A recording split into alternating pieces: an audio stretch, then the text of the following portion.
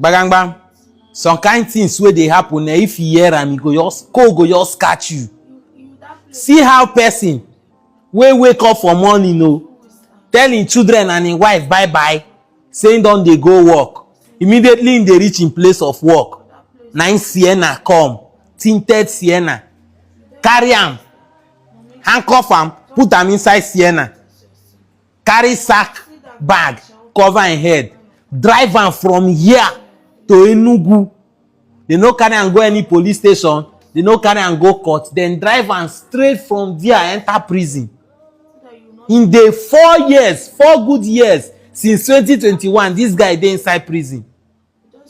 Cell wey say dem put am na the one wey they call awaiting trial, incommunicado cell. That's where they keep condemned souls. Incommunicado cell na cell wey be say you no get any record, you no get any complainant, you no get any time or any schedule for court. Say okay, they go say make dem come hear your case today. No trial at all. Dem just keep you there. They don't forget you there. Your own don't finish for there. How this guy use come out? Na him go shock you. I like make you calm down, listen to how dem use damage this guy 4 years of his life. Just listen to him voice note, make you hear him story. Kai. I left my house after bidding farewell to my children and my wife. I never knew that would be the last time I would see them. I was about going my normal business. So along the roads, when I'm almost getting to my place of work, as in my shop, a black Maria parked beside me and they stopped me. As I stopped, I was handcuffed. They placed me inside the motor. And immediately inside the motor, I saw one of the persons that normally used to come after me because I had a case with a customer that was owing me 119,000. So that fateful day, I saw him, I confronted him, asking him for my money. He hooked me and I hooked him back as a normal boy. When someone hooks you, you will hook the person back. So there was no physical injury, nothing at all. He just collapsed. It was at the hospital that we found out that he was asthmatic, and the asthma has taken a lot inside him, like his liver, his everything, and he wasn't even walking around with his inhaler. So later on, the family came after me that he died, that I was the one that killed him. So they used to come and arrest me, and I've been bailing myself from police. But finally, I asked them, what do you people want me to do so that everybody will, as I will be free from this your torture and this your harassment? They said they've prepared and budgeted for his burial, that what they're going to spend is 1.3 million naira. So I agreed. I've paid them 739,000, hoping that, because the burial was supposed to be in 3 months' time. After I've paid that 739,000, so I felt like before that 3 months, I will complete that money, which I knew I would have done just to free myself from that embarrassment.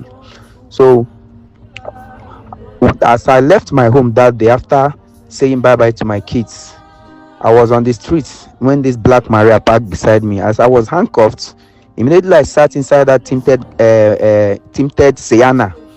I sat inside the tinted Sienna. They covered my head with a bag.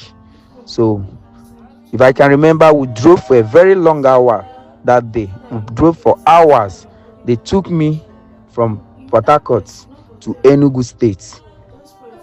After walking some corridors, the handcuff was taken off my hands. The bag was removed.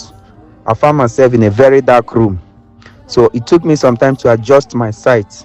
When I adjusted my sight and I saw that people were sitting down on the floor, lots of people, as in they were just sitting down on the floor. Finally, I was meant to know that from the people there already that this is Enugu State Prisons. They are waiting trial.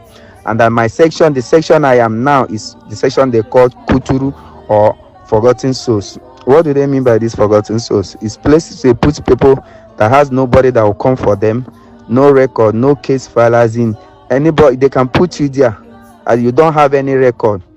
So how I found out that that was actually where they kept me was on the day of my release. But I'll still mention that along the line.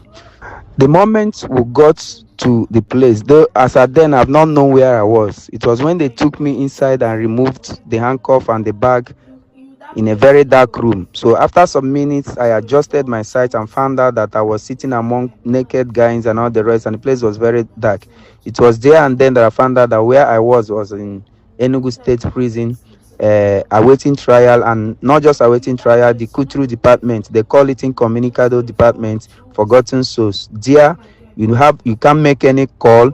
Nobody will know that you're there. You're just there waiting for the day of whatever will happen to you. It's inside there that I found out that sometimes those people that were kept in this department are used to do exchange for some real rich men that have a case of that they are supposed to die.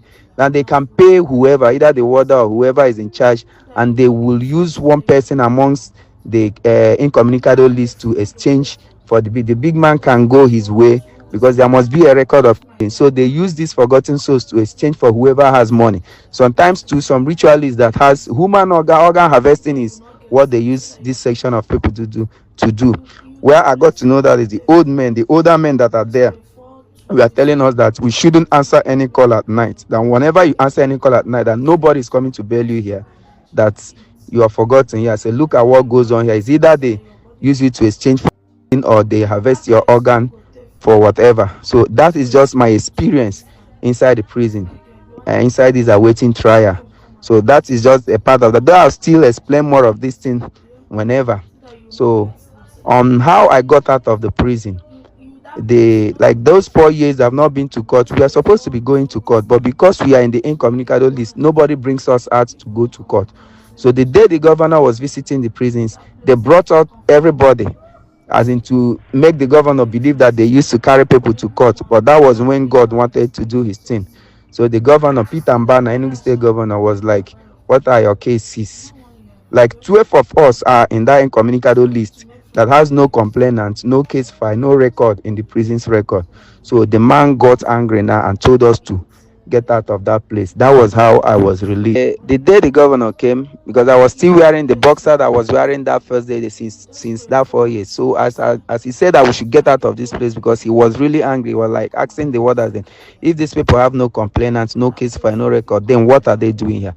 And I told us to get out of this place, like 12 of us. So I was wearing that my boxer and I picked a tattered blue polo on the ground. I put it on. We ran out of that prison. The prison is near their park, Enugu State. They call the park Holy Ghost Park. So I begged, when I ran out of that Holy Ghost, I begged for like two to 3 days. But it was on the third day that I left. I begged to get 10,500 naira.